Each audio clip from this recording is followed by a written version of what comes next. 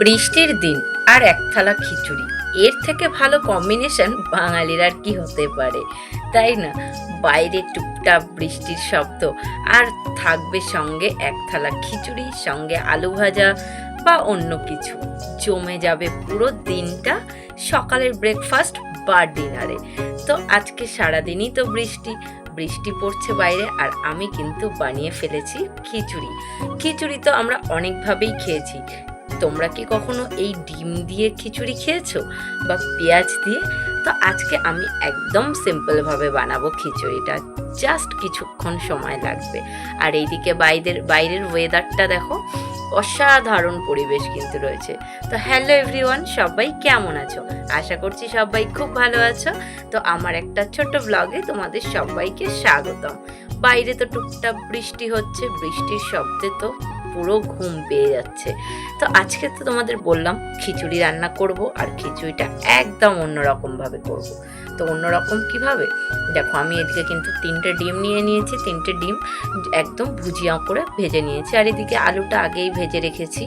আর ওইদিকে চাল ডালটা তো বসিয়ে দিয়েছি সেদ্ধ।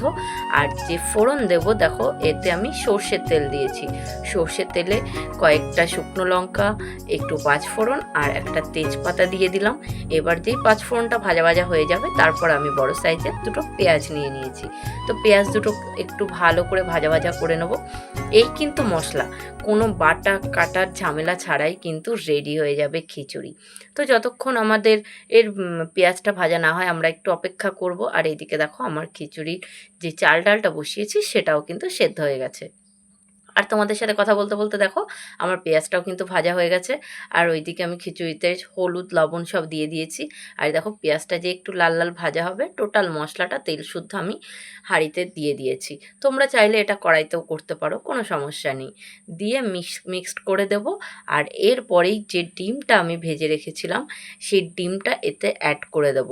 ডিমটা মিক্সড করে দিয়ে আর নামানোর আগে একটু গরম মশলা আর ঘি দিলেই কিন্তু রেডি আমার গরম গরম খিচুড়ি। তো কি বললাম, তোমাদের বলেছিলাম না কোনো বাটা লাগবে না, কিছু কাটা লাগবে না, একদম সহজ পদ্ধতিতেই কিন্তু দারুণ টেস্টি এই খিচুড়িটা। আর এই মুসুরির ডালের খিচুড়ি খেতে কিন্তু খুবই ভালো লাগে। আর মুগ ডালের খিচুড়ি খেলে আমাদের একটু গ্যাসের সমস্যা হয় অনেকের, কিন্তু এটা খেলে তোমাদের কোনো রকম কোনো গ্যাস হবে না। তো দেখো, গরম গরম খিচুড়ি কিন্তু রেডি। তো কেমন লাগলো আমার এই রেসিপিটা অবশ্যই জানিও।